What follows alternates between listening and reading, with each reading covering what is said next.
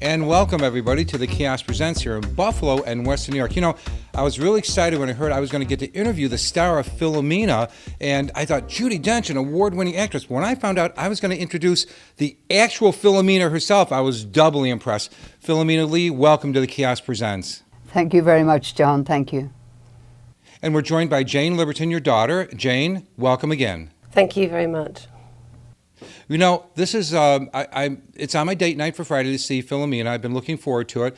But since we have the real Philomena, tell us a little bit about the story, what your story is all about, dear. It's all about the journey that after 50 years, telling my daughter the story, I kept it a secret from everybody except my brother for 50 years. And she set out 10 years ago when I told her to actually try and find Anthony, because that was my one hope, my one dream, that one day I would find him. And my daughter set out, when I told her, she set out from the very beginning. And it took quite a while with all the research, but she did do a wonderful job, and we found him eventually.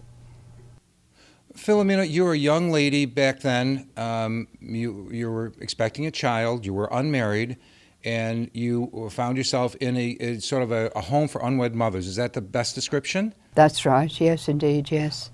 Okay, and then your child was born and taken away from you. Now, this was a Catholic home, is that correct? That's right, it was a Catholic home, yes.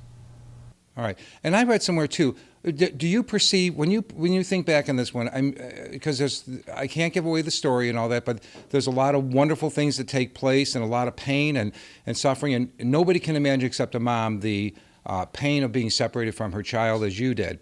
But can you tell us a little bit about your perception of what was going on when this happened, when Anthony was taken from you?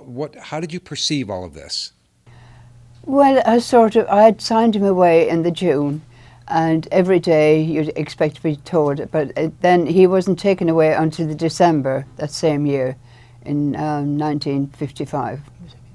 Yes. And but he was taken away in 1955 at the age of 3.5, which was absolutely devastating. But what was the justification? I'm sorry to interrupt you, but this is really, what was the justification? How was it explained to you?